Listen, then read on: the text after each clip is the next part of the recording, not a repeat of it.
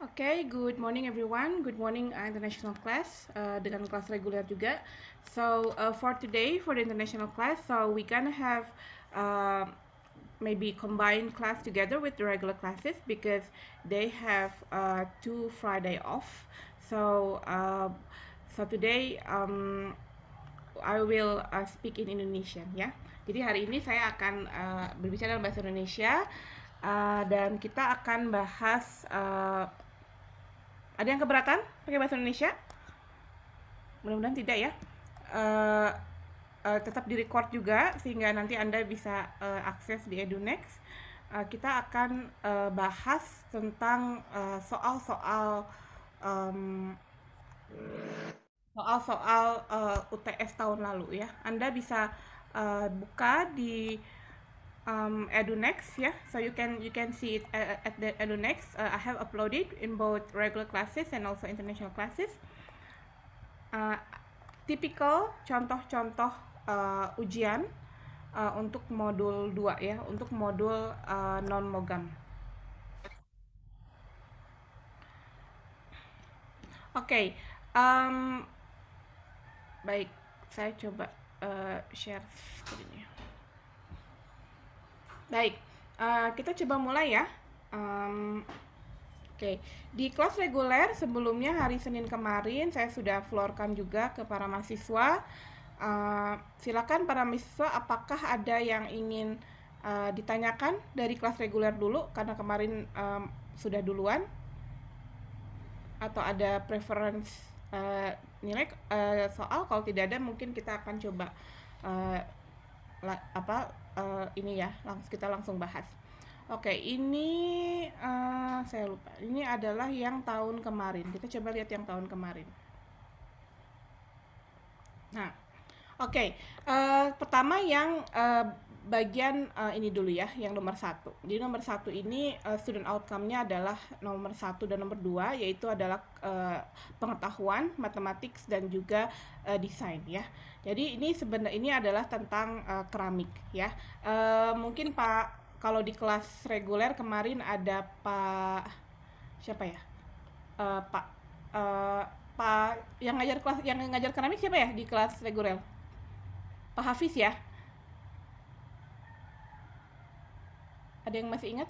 Ya itu ya, pokoknya antara Pak Hafiz, Pak Dendi ya dan sebagainya. Ini adalah misalkan beberapa alat masak di dapur, dia menggunakan material keramik. Misalnya tulis 3 karakteristik penting yang dibutuhkan material untuk digunakan untuk aplikasi masak di dapur.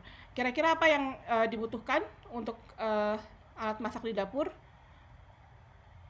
Jadi kita lihat dulu materialnya, untuk apa aplikasinya, kemudian tujuannya apa sih, apa atau misalnya kira-kira manfaatnya apa sih, atau bagaimana dengan karakteristiknya. Nah ini sebenarnya ini adalah open ended, jadi Anda bisa baca di buku, bisa baca bisa tulis sendiri, tapi intinya kalau misalkan contohnya ya, ini contoh saja untuk alat masak di dapur, misalnya karakteristik pentingnya berarti dia harus tahan panas gitu kan ya, tidak meleleh saat dipanaskan, minimal pada misalnya temperatur saat di atas kompor atau saat di atas di dalam oven. Di oven bisa sampai 240 derajat misalnya. Nah, kemudian atau mungkin alat masak di dapur bisa juga untuk memasak begitu kan. Nah, kemudian sifat bandingkan secara relatif harga dari material-material keramik. Ini kebetulan di kelas reguler, di kelas internasional apakah dibahas nggak yang ini, jenis-jenis ini? Mungkin kalau nggak dibahas, saya nggak tahu ya apakah mungkin ditanya atau tidak. Karena ini kita benar-benar banyak yang tim teaching yang berganti ya. Gitu. Kemudian di sini material yang paling cocok sebagai alat masak, Anda juga bisa dari dengan open ended tadi. Biasanya misalnya ada material, ada teflon gitu kan, ada kemudian yang ada pakai spray coating, ada yang alat masak misalnya dari aluminium, ada alat masak dari besi tuang ya atau cor, dan itu kemudian tapi mungkin kalau yang lihat keramiknya mungkin bisa dilihat seperti itu, mungkin dari Pyrex gitu ya, mungkin alat masak seperti itu bisa dipakai di situ. Oke, nah untuk ini saya mungkin akan coba jenis-jenis material keramik, saya mungkin akan ulas dulu sebentar tentang apa sih material keramik ini. Ada di saya coba lihat dulu. Material keramiknya ini ya kayaknya aplikasi ya. Nah, mungkin Anda masih ingat ada yang namanya gelas, ada yang namanya gelas keramik, ada yang namanya clay products ya. There's glass ceramic and clay products. Ada yang tahu bedanya antara gelas keramik dan juga clay product?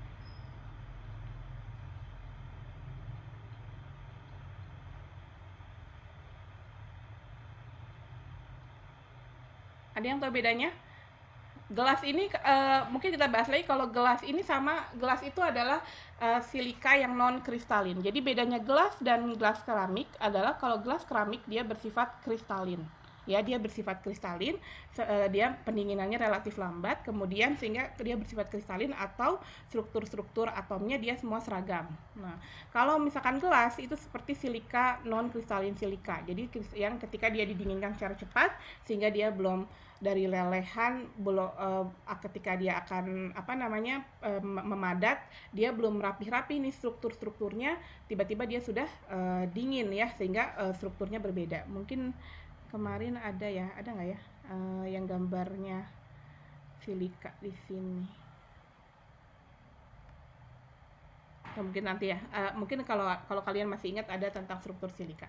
Nah, jadi di sini untuk gelas, nah jelas contohnya adalah nih jendela kita ya, jendela kita, atau yang paling murah itu adalah kita sebut namanya adalah soda lime glass ya. Soda lime glass ini sering banget dipakai untuk gelas yang kalau misalkan kalian beli deterjen atau beli sabun cuci, kalian dapat berhadiah piring, berhadiah gelas ya. Ada yang tahu ya itu? Karena itu kenapa dia jadikan hadiah, karena dia murah banget, harganya mungkin 3.000, 4.000, 5.000 ya. Ini dia mengandung terdiri dari silika dan juga ada natrium oksida dan CaO di sini.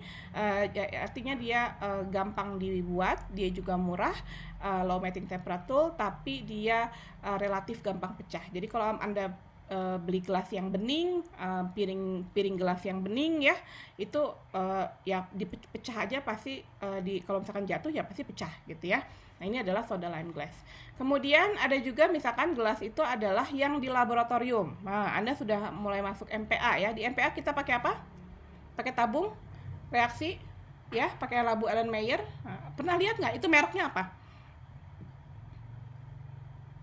Merek glassware, gelas-gelas di laboratorium. Pirek, Bu. Pirek. Iwaki ya, lagi apa lagi? Duran ya. Nah, itu sebenarnya semuanya sama, adalah namanya dia adalah jenis borosilikat. Kenapa ada borosilikat? Karena dia ada boron dioksidanya, boron oksidanya sekitar 13% ya, sehingga dia adalah thermally shocks dan chemically resistant. Yang juga bisa oven wear ya. Jadi makanya kenapa Pyrex lebih mahal. Jadi Pyrex itu mau bermerek yang namanya Iwaki dan Pyrex tadi itu dia mahal, tapi kalau kalian tahu nanti kalau kalian kalau kalian lagi penelitian terus kalian mecahin labwares, daripada kalian mecahin Pyrex yang harganya ratusan ribu satu gelas ya, satu glassware-nya, kalian bisa beli yang yang made ya, man made, yang dibuat oleh orang Bandung sendiri, kalau nggak salah ada di jalan Tubagus Ismail. Jadi ada ahli yang bisa bikin gelas sendiri itu dari borosilikat. Di lab gelas kita ya, di bengkel gelas juga bapak-bapaknya ini bisa buat sendiri dari borosilikat ya. Kemudian ada fused silica. Fused silica ini adalah hampir 100% silika. Nah, ini relatif mahal, kuat, juga very thermally shock resistant. Ini bisa dipakai untuk temperatur tinggi, misalkan 1200 derajat. Kalau saya di dalam pakai reaktor, saya pakai itu gitu. Kemudian ada juga Vicor, juga sama, mirip dengan Pyrex ya, tipe-tipe seperti itu. Kemudian ada juga fiberglass ya. Fiber itu bukan nama material tapi nama bentuk ya. Ingat kalau Pak Zainal bercerita fiber itu nama bentuk. Jadi fiberglass itu adalah fiber atau serat-serat dengan dengan sangat kecil ya, sangat tipis sekali, mungkin cuma berapa mikron atau mungkin puluhan mikron. Ini kemudian dia merupakan ini gelasnya adalah seperti ini. Jadi gampang ditarik ya, easily drawn into fibers. Oke. Nah, kemudian ada juga ini pyroceram. Pyroceram ini juga gelas keramik. Nah, ini baru namanya gelas keramik karena dia relatif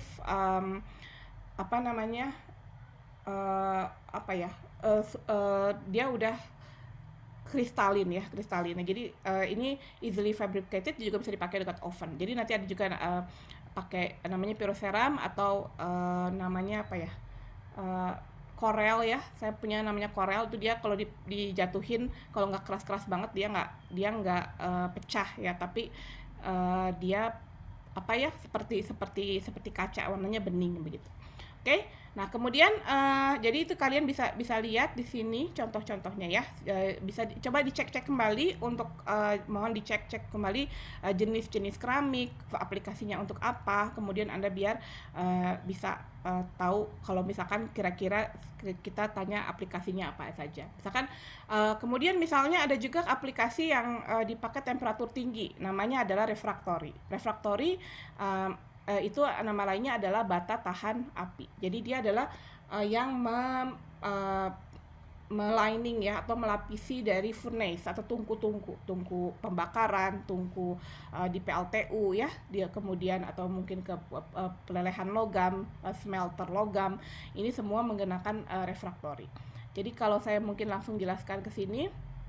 Nah, ini adalah refraktori. Ada fire clay, ada high alumina fire clay, kemudian ada silika, ada periclase, dan yang lain-lain. Jadi ini bergantung komposisinya. Walaupun secara kimia mirip-mirip dengan ini kimianya ada oksida gitu. Namun ketika pembuatannya ada cara-cara tersendiri di mana dia difusi di temperatur tinggi sehingga dia menjadi sangat-sangat kuat. Jadi beda banget dengan bata yang dipakai untuk bahan bangunan ya. Kalau di bahan bangunan mungkin ketika dia dibuat batanya itu dicampur kemudian di firing pakai api biasa gitu ya, pakai tradisional bisa. Tapi kalau misal untuk refraktori ini dia bisa sampai 2000 derajat dipanaskan, di firing, kemudian sehingga yang terjadi adalah benar-benar bata yang tahan refraktori gitu. Ini ada berbagai jenis refraktorinya tergantung dari aplikasinya, nanti suasana di dalam tungku. Kalau tungkunya itu bersifat tanda kutip asam, bukan asam sulfat ya, misalnya mirip seperti banyak silikanya deh. Kalau silika itu dia banyak bersifat asam, maka kita harus membuat furnace liningnya yang juga bersifat asam. Berarti kita juga harus misalnya yang banyak silikanya gitu misalkan. Tapi kalau misalkan sistem di dalam tungku atau misalkan pembakaran ada abunya ya, pembakaran batu bara ada abunya banyak, atau misalnya pelelehan logam ada slagnya, misalnya banyak dengan kondisi basah, banyak CaO dan MgO misalnya saat bersifat basah, maka nanti furnace liningnya juga bersifat basah. Karena kalau misalkan furnace liningnya bersifat asam, silika, kemudian dia ketemu dengan lelehan terak bersifat basah ya, terjadi asam basah, kemudian nanti dia akan dimakan ya dindingnya, sehingga dindingnya harus diganti gitu ya. Contoh refraktori misalnya untuk pembuatan semen juga di dalam rotary kiln itu juga ada refraktorinya. Kalau refraktorinya rusak nanti harus diganti gitu ya. Ada pertanyaan yang sebelah sini, silakan. Nah, jadi kalau tadi kalau untuk alat masak untuk paling mahal kita bisa lihat yang tadi yang paling mahal Pyrex paling mahal, kemudian yang pyroceram paling mahal, paling murah adalah yang hanya dari dari soda lime ya, atau cuman gelas biasa gitu. Oke. Nah, jadi kalau tadi dilihat pilih material yang paling cocok untuk alat masak ya, paling hanya yang dari untuk oven tadi ya, dari Pyrex misalnya. Oke, kemudian nomor 2, perbedaan gelas dan gelas keramik apa tadi? Coba ada yang mau jawab?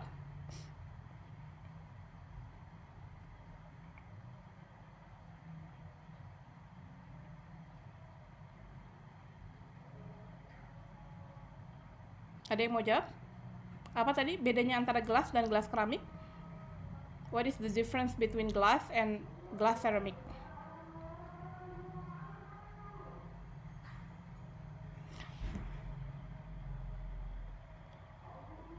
Oke, di saya sedang azan. Kita break dulu sambil mungkin kalian lihat-lihat dulu ininya ya, lihat-lihat dulu soalnya. For the regular classes, you can open EduNext and then you can download the exam. Exam is in Indonesian, so you can have a look and then maybe if you want to ask which one you would like to have me to explain, it can be explained first ya. Kita break sebentar untuk azan.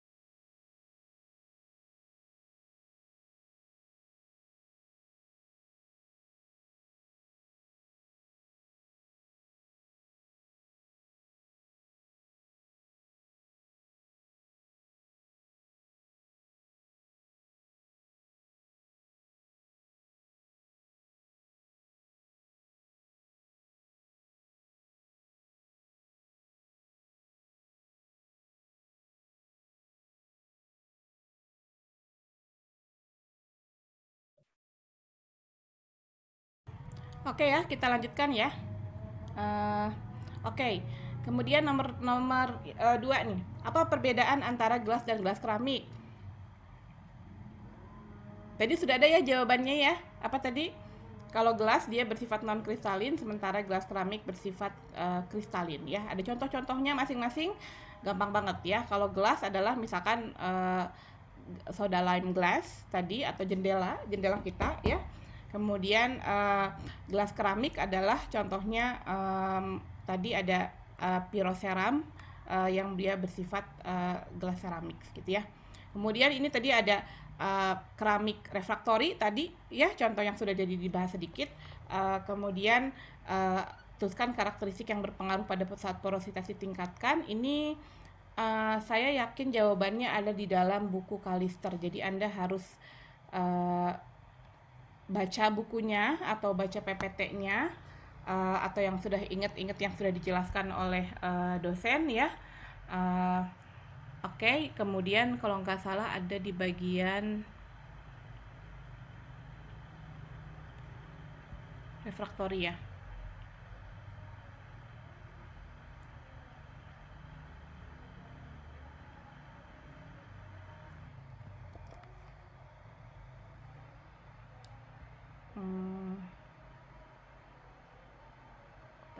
Bagian di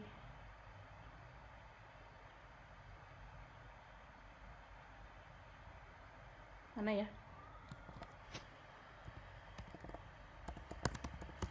Refraktori porosity.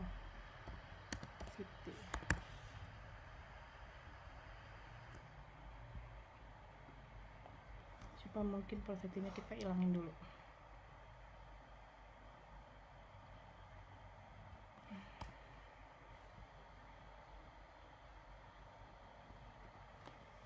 Di PPT-nya harusnya ada ya. Saya coba cari di sebelah sininya. Apa?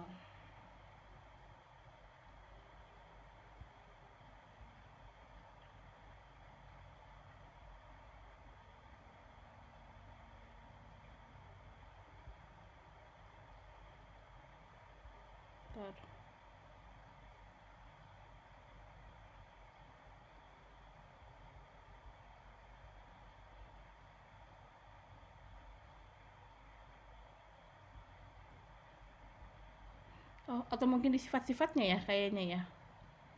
Ini di aplikasi, oh ya, properties ya, kayaknya di bagian properties ini saya lupa nih. Di bagian sini mestinya ada yang bagian itu, bagian struktur.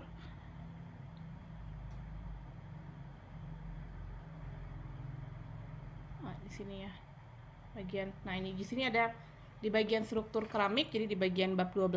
Jadi kan bab 12 adalah struktur dan properti dari keramik, kemudian bab 13 adalah aplikasinya. Nah, di sini di bab 12 ini ada tentang influence dari porosity. Jadi di mana dia akan berpengaruh. Tadi kalau kita lihat soalnya kita lihat soalnya adalah karakteristik yang berpengaruh saat porositasnya ditingkatkan.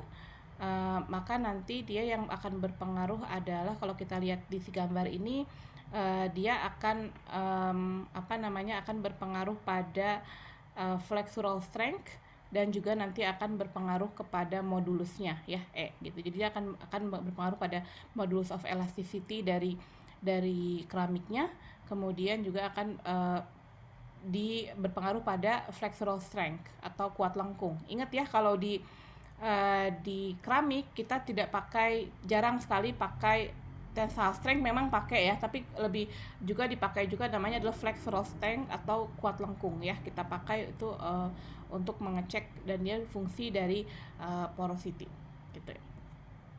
Oke, ini berarti artinya Anda harus punya buku Kalisternya sama seperti di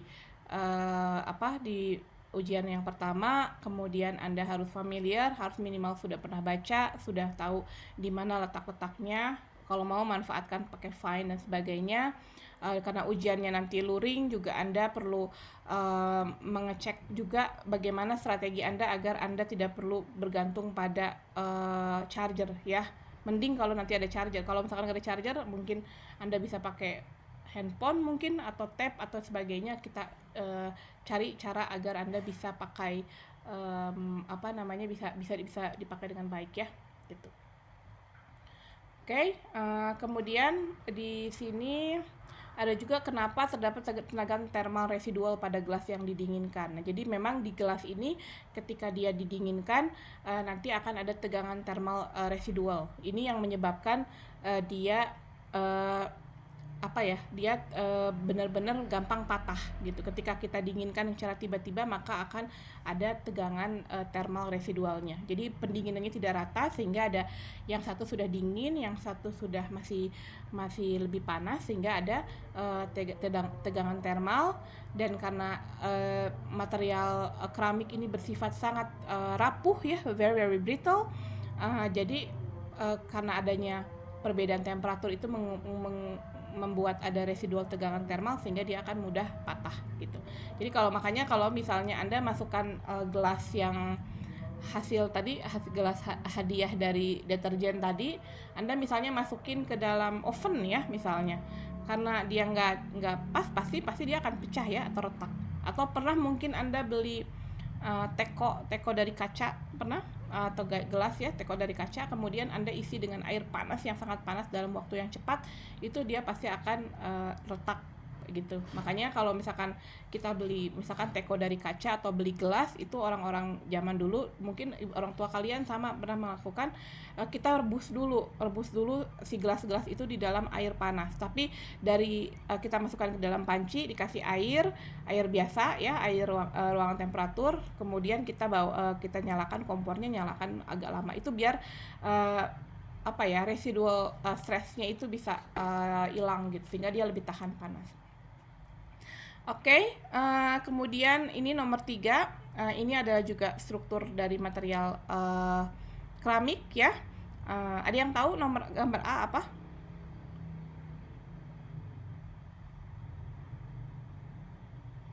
Boleh googling juga, boleh lihat buku juga, silakan. Ada yang tahu?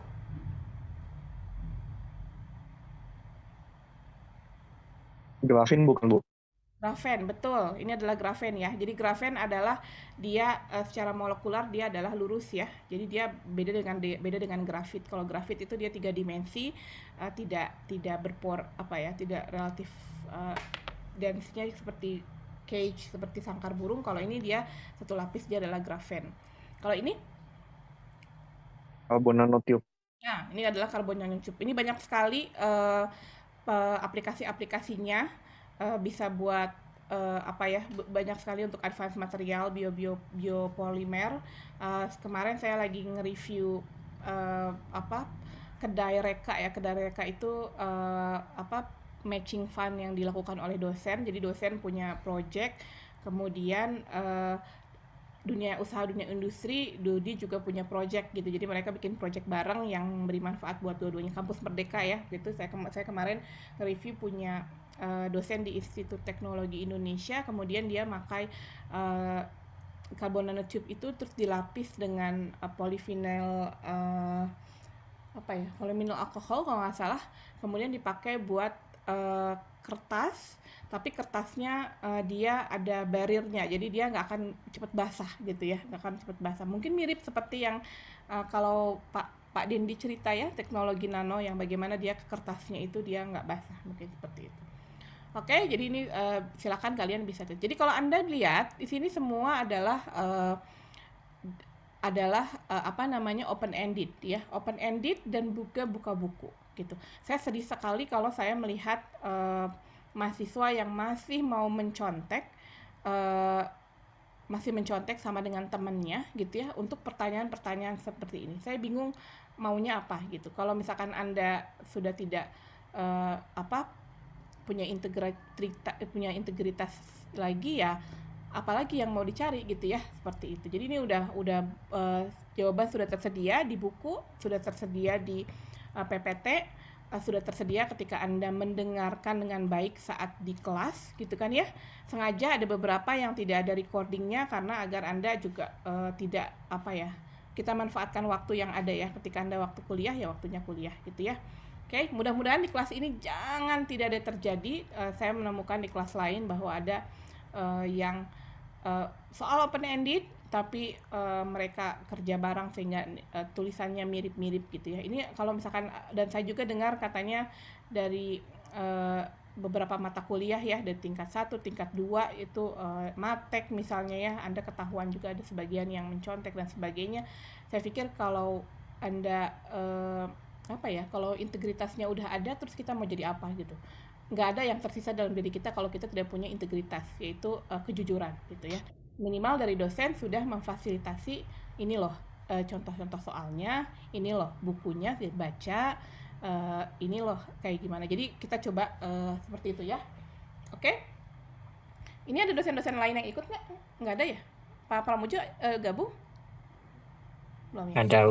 Oke ya. Ya Pak Pramujo ya, tentengin bahasa Sundanya kalau misalnya kayak untuk kayak gini Anda menyontek. Jadi nggak ada sekarang kami warning dari sekarang, ketika Anda ketahuan mencontek maka nilainya adalah E dan berakibat tidak lulus gitu ya. Tidak padahal kita sudah sama sekali memfasilitasi dari kuliah, dari mungkin tugas, dari latihan soal seperti ini. Oke, nah, sekarang kita lihat bagian polimer. Jadi waktu itu 2021 ini dibuat jadi tiga sesi ya. Tapi tampaknya mungkin kita akan buat jadi satu sesi saja untuk semester ini biar nggak ribet ya tentunya, karena kita akan luring juga ya.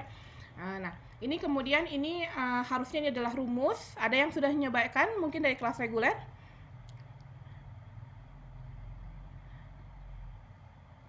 Ada yang pernah nyoba? Ini memiliki harusnya. Hitung derajat polimerisasi polistiren yang memiliki berat molekul rata-rata sebesar 500.000 gram per mol. Ya ini ini Anda harus tahu polistiren itu adalah rumus kimianya apa. Kemudian Anda hitung MR-nya berapa, nanti ada hitung-hitungannya ya, gitu. Kemudian ini ada di buku Kalister, jadi mesti balik lagi, kita harus cari lagi di bagian polimer, mungkin bagian sini ya, bagian struktur di sini mestinya ada di bagian hitung-hitungan ya.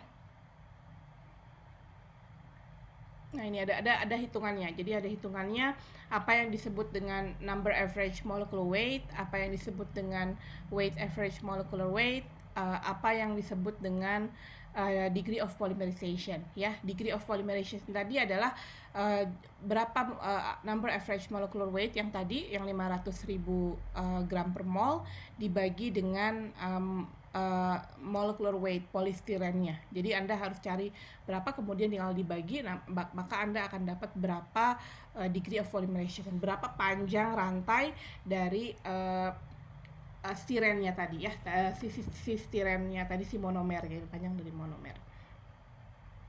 Oke, jadi Anda harus tahu berapa panjang dari monomer stirennya.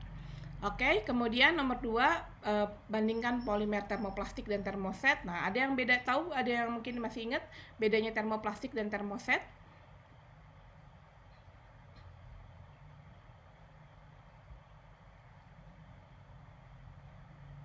Oke, termoplastik adalah apa? Termoset adalah apa?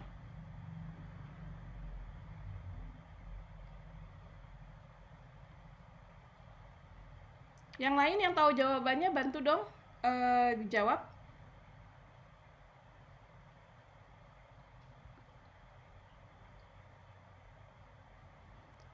Ketika Anda menjawab, ini akan membantu kita para dosen bahwa oke, berarti mahasiswa sudah ada yang ngerti.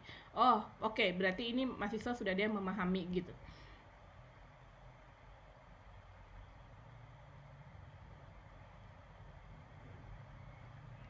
Oke.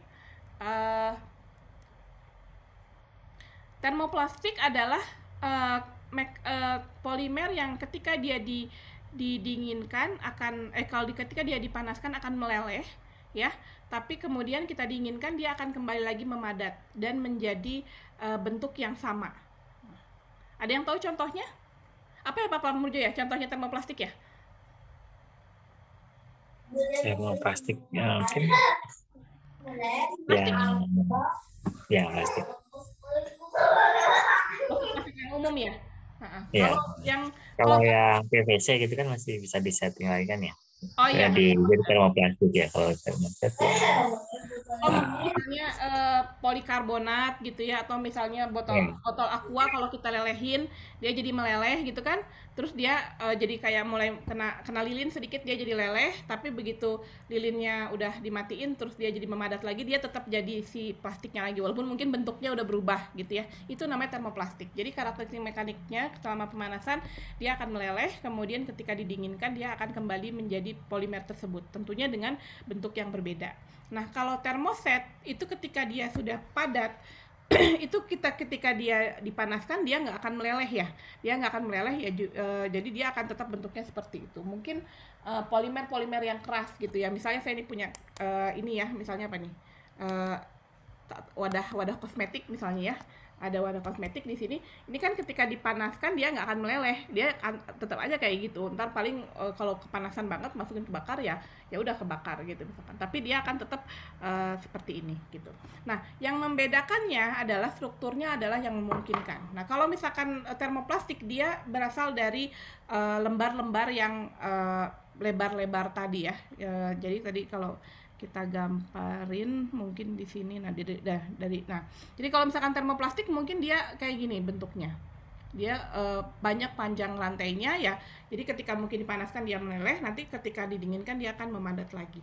Nah, bedanya dengan termoset itu adalah lebih banyak crosslinknya, bener ya Pak Pramuja ya, mesti saya lupa, banyak crosslink atau seperti ini, jadi banyak branchnya, banyak cabang-cabangnya ya. Jadi kembali Anda mohon dicek juga struktur molekul polimer, jangan ada yang terlewat apa yang disebut molekul yang linear. Jadi kalau yang linear seperti ini dia bersifat termoplastik, karena ketika dipanaskan dia akan leleh, tapi ketika didinginkan dia akan balik lagi seperti yang sama. Tapi kalau misalkan branch polimer kayak apa ya, misalnya Tupperware misalnya ya, high density polyethylene, kemudian atau misalnya apa tuh, akrilik gitu ya, akrilik yang suka Anda pakai buat apa ya, misalkan kayak kaca dari polimer kalau penutup tabir di apa, di kasir-kasir ya sekarang, karena ada pandemi kan banyak ditutup gitu, di toko-toko kan tutup. Nah itu dia ketika dipanaskan dia nggak akan meleleh si akriliknya ya. Jadi silakan dilihat kembali. Oke, kemudian apa yang disebut dengan viscoelasticity? Nah, apa ini? Jadi silahkan dilihat yang membedakan dengan dengan logam itu adalah kalau polimer dia punya viscoelasticity, di mana viscoelasticity itu adalah elastisitasnya apa coba? Ada yang tahu? Coba kita lihat di sini ada nggak ya?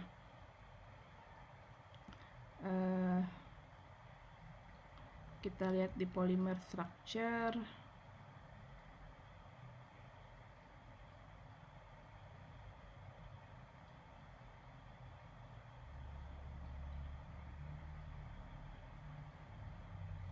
Atau mungkin di sini ya, kita coba cari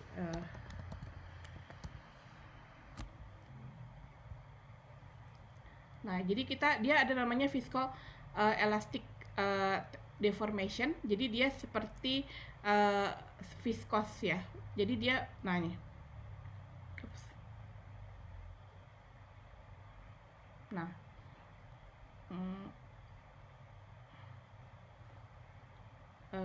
bentar, mana ya,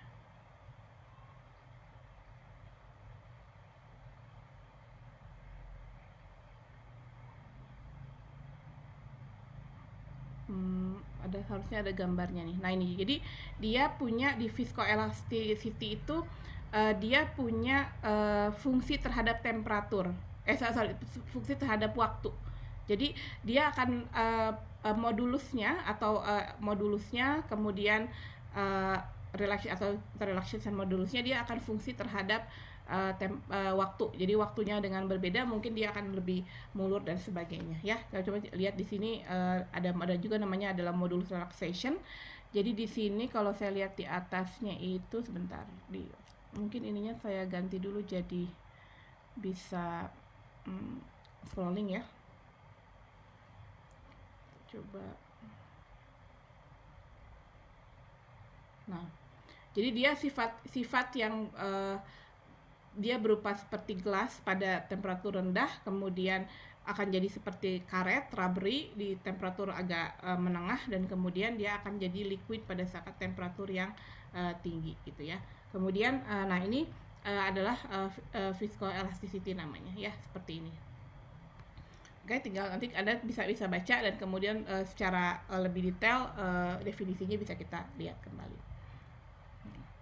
Oke, kemudian nah ini adalah polimer semikristalin. Ini harusnya ada di dalam buku ya, udah jelas. Jadi polimer itu adalah polimer itu bersifat semikristalin. Apa yang disebut dengan polimer semikristalin? Ada yang tahu?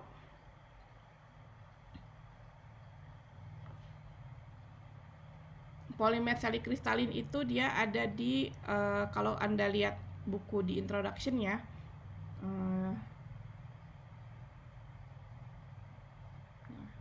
Ya. Jadi ini ya, mungkin ini lumayan menggambarkan nih. Jadi walaupun ini satu rantai panjang dari polimer tadi, ketika dia bergabung itu dia nggak kusut banget sepertinya, enggak, tapi dia akan bergabung rapih kayak gini. Jadi yang mie yang seperti mie ya, mie yang seperti ini adalah rantai-rantainya. Nah, rantai-rantai ini, ini karena dia teratur maka dia disebut dengan kristalin. Ya, bersifat kristalin, dan ini adalah namanya polymer chain folded crystallite ya, jadi ada plate shape kristalin. Nah, kristalin ini adalah dia atau crystallite ini dia tumbuh dari satu nukleus ya, jadi dia akan growing seperti bola ya, dari sini dia seperti ini. Jadi ini adalah crystallite-nya, satu lembar, dia satu lembar, dia satu lembar, dia satu lembar, dia satu lembar, satu lembar gitu, sampai dia seperti bola seperti ini ya. Nah, satu butir mungkin seperti apa ya, kalau di logam mungkin seperti satu grain gitu kali ya, kira-kira seperti itu. Nah, di antara dua-dua crystallite-nya ini ada bagian yang kita sebut amorph ya, karena dia bentuknya kusut-kusut ya, kayak ikat rambut kusut-kusut gitu, kayak apa, kayak karet gelang banyak banget, kayak benang-benang kusut seperti ini. Nah, dia bersifat amorphous gitu, sehingga kalau kita bisa lihat ini adalah gambar TEM dari spiralized structure dari satu butir ini di dalam polyethylene bag. Nah, ini adalah plastik kita beli buah ya, kalau di Super Indo sana misalnya ya, ini adalah seperti ini adalah kira-kira TEM-nya. Nah, jadi kalau deformasi elastik, ketika deformasi elastik kita tarik, saya punya plastiknya. Kalau kita tarik misalkan plastiknya kemudian dia mulur gitu ya, kemudian ketika kita lepas dia balik lagi seperti semula, maka yang meregang adalah yang bagian amorfnya. Yang meregang adalah bagian amorfnya. Nah, tapi kalau misalkan deformasinya udah plastik, berarti yang meregang adalah bagian si crystallite-nya, yang bagian sudah kristalinnya. Kemudian kalau misalnya dia sampai patah, artinya kristal-kristalnya sudah lepas. Kalau nggak salah ini ada di bagian sini, di bagian 11 mungkin Anda bisa lihat nanti. Nah, jadi dia karena bentuknya seperti ini ya, teratur rapih, jadi sehingga seperti kristal karena dia bisa ada repeat structure-nya ya. Nah, kemudian kalau kita lihat di bawah, nah ini, nah dia akan seperti ini. Kemudian apa ya tadi ya harusnya,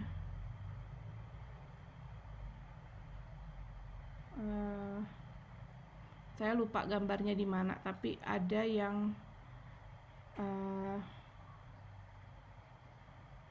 harusnya yang deformasi. Nah, bagian deformasi di sini Anda mungkin bisa lihat deformasinya.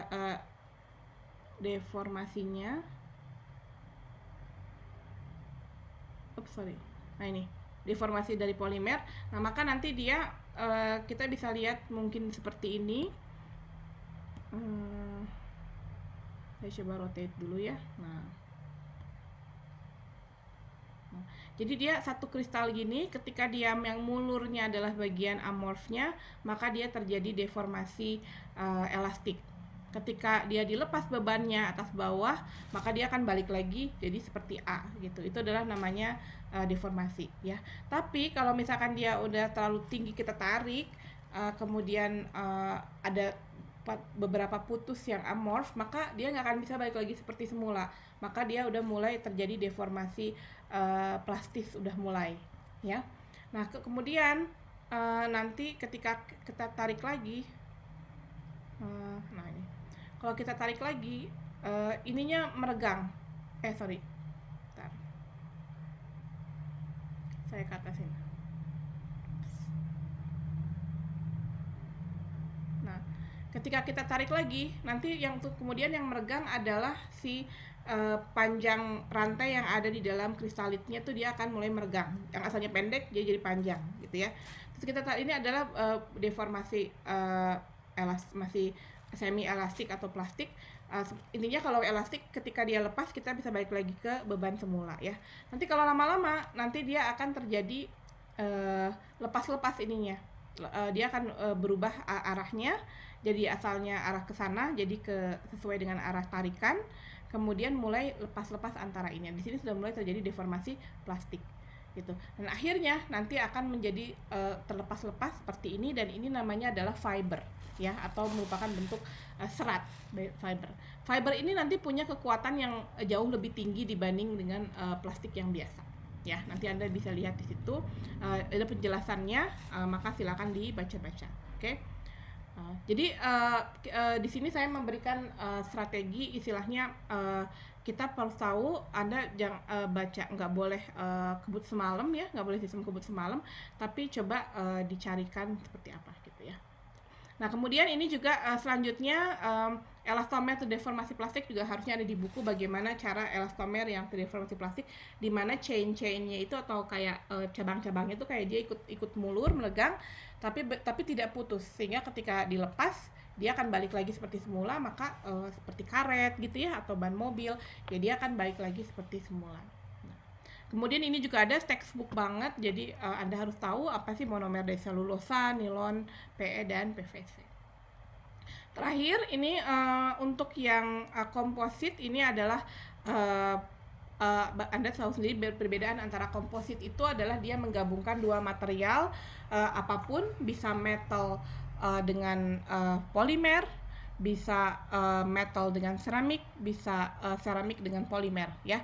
Yang Anda perlu pastikan adalah di komposit itu ada yang namanya matriks, ada yang namanya dalamnya apa ya namanya, isiannya, ingat nggak? Serat ya, atau serat, atau mungkin disperse phase-nya, fase terdispersi gitu ya. Jadi di sini misalkan bisa kita dilihat apa sih pemilihan komposit sebagai bahan konstruksi, misalkan apa kira-kira?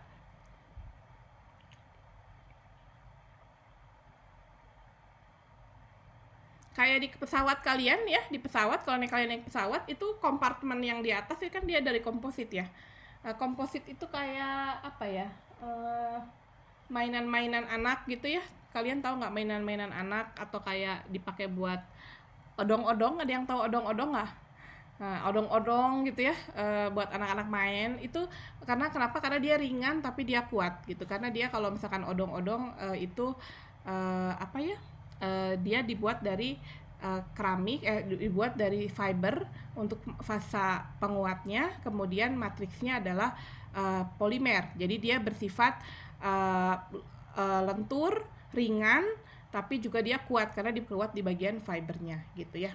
Kemudian kemudian pemilihan komposit ini tentunya biasanya karena komposit itu dia adalah bahan yang kuat tapi ringan ya, atau mungkin ada hal-hal yang lain yang ingin dilihat. Misalnya kalau kalian punya atap rumah ada yang pakai fiberglass ya, atau mungkin kita sebut dengan apa ya, ya misalkan untuk atap yang untuk jemur baju, Anda bisa dapat atap yang tembus pandang ya, karena dia dari polimer tapi dia kuat nahan hujan dan sebagainya karena ada fibernya di situ, jadi ada fiberglassnya. Jadi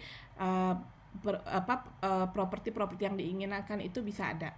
Waktu itu ada yang bertanya ya, bagaimana dengan properti yang lemahnya? Apakah kena juga? Iya, lemah juga. Makanya nanti ada perhitungannya. Kemudian perbedaan komposit struktural dengan nah ini kalau kelebihan komposit yang diperkuat dengan fiber tadi sudah dijawab. Fiber reinforced composite itu dia benar-benar lebih kuat, jadi bisa lebih kuat. Hitung-hitungannya ada di bagian bawah sini. Jadi kalau kalian mau coba kalian kerjakan ini, bisa nggak kira-kira berapa Anda yang dapat gitu. Jadi misalnya ada materialnya, epoksinya bisa sekian, kemudian karbonnya bisa kuat tariknya bisa 4,7 gigapascal, sementara dia cuman matriksnya cuman bisa 500 megapascal. Nanti hasilnya adalah di bawahnya kuat tarik dari serat, tapi dia jauh di atas dari epoksi. Jadi benar-benar meningkatkan kuat tariknya. Nanti Anda bisa coba dicontohkan di sini. Nanti mungkin kalau ada 1 jam lagi untuk kelas reguler mungkin nanti Pak Pramujo kita mau pakai bikin video aja atau seperti apa ya, nanti mohon di update saja untuk latihan lagi gitu ya. Ini juga sama, ini juga ada contoh-contoh soalnya. Mungkin saya masih punya nggak ya contoh soal tutorial. Saya punya tutorial 2 tahun lalu kayaknya. Kita coba lihat di sini. Sebentar ya saya. Jadi misalnya ini soal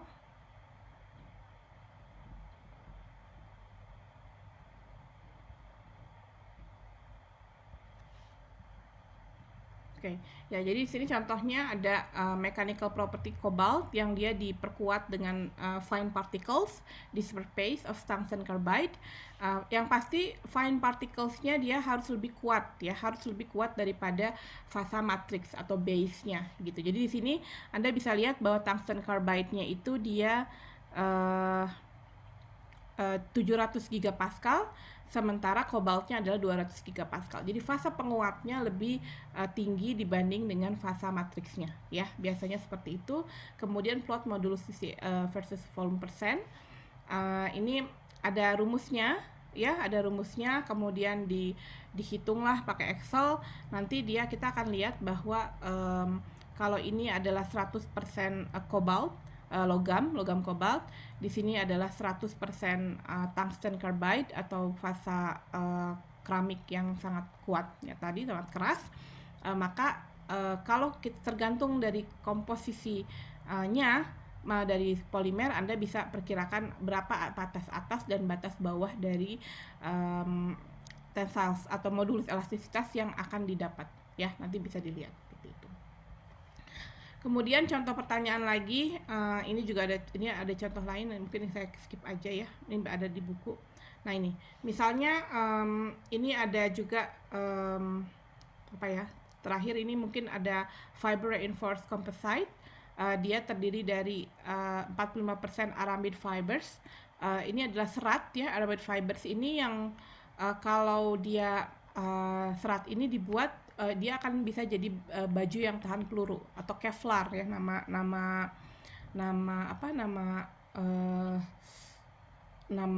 dagangnya ya, atau nama komersialnya Kevlar. Dia buat baju tahan peluru. Kemudian jadi ini adalah penguatnya atau fibernya, seratnya. Kemudian base-nya adalah polikarbonat 55%. Masing-masing kita sudah tahu berapa, dituliskan berapa modulus elastisitas, kemudian berapa juga tensile strength-nya. Nah, kemudian nanti di sini akan ada namanya stress pada saat polikarbonat matrix when Arabic fiber fail. Jadi berapa tegangan pada matriks ketika fibernya fail gitu ya. Ada sekian-sekian, kemudian hitung berapa longitudinal tensile strength dan longitudinal modulus elastisitas. Nanti Anda bisa mengikut di buku, ada rumus-rumusnya nggak terlalu ribet ya sebenarnya gitu. Cuman Anda perlu familiar agak, sehingga ketika nyari rumusnya bisa tahu misalkan ini ada berapa sih longitudinal strength tensionnya, maksimalnya berapa gitu kan. Kemudian berapa nanti atau modulus elastisitas dari continuous fibernya berapa. Jadi dia fungsi dari yang mana, sehingga nanti kita bisa memperkirakan dari fiber yang modulus elastisitasnya ada 131 ya, sangat tinggi. Kemudian matriksnya itu sangat rendah banget. Kita bisa meningkatkan sampai matriksnya jadi sampai 60-nya, bisa sampai setengahnya dari fiber. Tentunya memang lebih rendah dari fiber, tapi ya sudah cukup buat kita karena kita kan juga pengen ductility yang kita dapatkan dari matriksnya tadi, gitu ya, seperti itu. Makanya mungkin kalau kalian kalau kalian beli sepeda ya yang pakai carbon fiber itu bisa sampai harganya mungkin 30 juta 40 juta ya, karena mungkin dia bisa bersifat sangat kuat tapi juga sangat ringan gitu, dan sangat mungkin enak untuk dipakai naik sepeda mungkin seperti itu. Oke, nanti ini bisa saya upload saja ya, kalau mau contoh-contoh nanti Anda bisa lihat. Mungkin sudah 12:30, katanya Anda kuliah jam 1 untuk regular classes, dan untuk kelas internasional mungkin kita bisa lanjutkan besok, tapi tunggu untuk tunggu untuk informasi nanti dari Pak Hafiz ya, kira-kira bakal seperti apa. Oke, sebelum saya tutup ada pertanyaan. Ini baru yang dibahas adalah nomor 1 ya, 1 tahun. Yang 1 tahun yang lain silahkan kalian coba sendiri, dikerjakan sendiri. Saran saya familiar dengan bahan-bahan. Dosen-dosen juga harusnya sudah mulai mengupload di EduNext mengenai bahan-bahan kuliah dan juga dari bukunya. Anda bisa pakai feature search ya, bisa pakai feature search kayak saya tadi, bisa pakai catatan Anda juga bisa Anda pakai sebaik-baik mungkin. Kalau Anda punya bukunya, buku textbooknya boleh juga mungkin dicetak ditambahkan dengan seperti sticky note gitu ya. Jadi kalau dulu waktu kuliah itu, kalau masih kuliahnya masih luring waktu dulu sebelum pandemi, kalau ujian itu semua bawa buku, dan ketika ujian tuh ruangan tuh ribut dengan kita buka-buka kertas karena bingung halaman yang mana. Jadi pastikan Anda ngerti dengan bukunya. Untuk bahan saya juga nggak tahu karena masing-masing tim teachingnya tadi saya lihat berbeda ya dengan yang tahun lalu. Ada Pak Pramujo masih ada, kemudian saya tidak mengajar yang untuk non logam ini. Kemudian ada Pak Hafiz dan ada juga ada Pak Dendi, kemudian ada Pak Zainal juga ya. Jadi kami semua tim-tim teaching untuk membuat soal untuk UTS ini. Pak Pramujo mau menambahkan? Cukup, Bu. Ya, untuk yang 1 jam lagi gimana Pak Pramujo? Pakai tutorial video aja atau handout gitu ya, asinkron mungkin ya? Ya, setuju asinkron nanti disiapkan. Mungkin bisa minta juga asisten untuk bantu. Oke. Untuk kelas internasional, Azra ya, nanti mohon hubungi Pak Hafiz ya. Pak Hafiz yang akan memberikan kuliah. Tapi katanya Pak Hafiz ada pembicaraan atau apa, jadi mungkin bentuknya bisa asinkron juga untuk pembahasan lebih seperti ini. Saran saya Anda coba dulu, kerjakan dulu, kalau misalkan nggak bisa baru kita tanya, jadi sehingga lebih tepat sasaran. Jadi jangan sampai nanti ketika ada ujian nilainya jelek semua dengan alasan saya nggak diajarin, saya nggak dikasih tahu, atau saya mungkin segala macam. Jadi kita sama-sama antisipasi ya dengan adanya tutorial spesial dari para dosen ini ya. Kecuali kalau mungkin terlalu very fancy, mungkin mau sama asisten juga boleh ya. Oke, begitu saja dari saya. Terima kasih kalian atas perhatiannya, dan kita akan ujian 2-nya itu adalah saat jadwal UAS, yaitu tanggal, ada yang tahu tanggal berapa? Saya cek sebentar. Tanggal 19 ya, tinggal 19 Mei. Nah, nanti kalau dari situ ada yang kita akan periksa, dan kalau misalkan ada yang ingin meningkatkan jadi ujian perbaikan dengan tadi yang 50% UTS 1, UTS 2 dan tugas, kemudian 50% ujian perbaikan untuk UAS-nya itu nanti kita akan fasilitasi ya, kita akan fasilitasi juga sebelum DNA, atau mungkin kita tekan dulu untuk kita fasilitasi. Oke.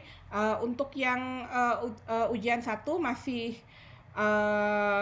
akan proses dinilai, jadi belum ada nilainya, tapi mudah-mudahan kita usahakan setelah Anda dapat ujian 2 saat UAS ini, Anda bisa mudah-mudahan bisa cukup cepat ya untuk tahu nilai dari tugas-tugas Anda dan juga dari ujian Anda, sehingga Anda tahu kira-kira bisa berpikir kira-kira apa yang harus dilakukan. Mudah-mudahan kami sih berdoanya jangan ada yang ujian perbaikan ya, jadi semua bisa lolos. Baik, demikian dari saya. Terima kasih atas perhatiannya. Selamat belajar lagi. Kalau yang masih kuliah, dari saya sendiri mohon maaf lahir dan batin. Yang mau mudik hati-hati ya. Stay safe semuanya, jangan lupa. Yang belum booster silahkan booster dulu. Kemudian apalagi ya Pak Pram ya, udah ya, cukup ya. Dan juga ya saya dan tim pengajar juga mengucapkan mohon maaf lahir dan batin kalau misalkan ada salah. Dan kalau kalian ada salah juga kami maafkan, udah pasti, mudah-mudahan ya. Mungkin itu saja. Terima kasih. Assalamualaikum warahmatullahi wabarakatuh. Waalaikumsalam, terima kasih.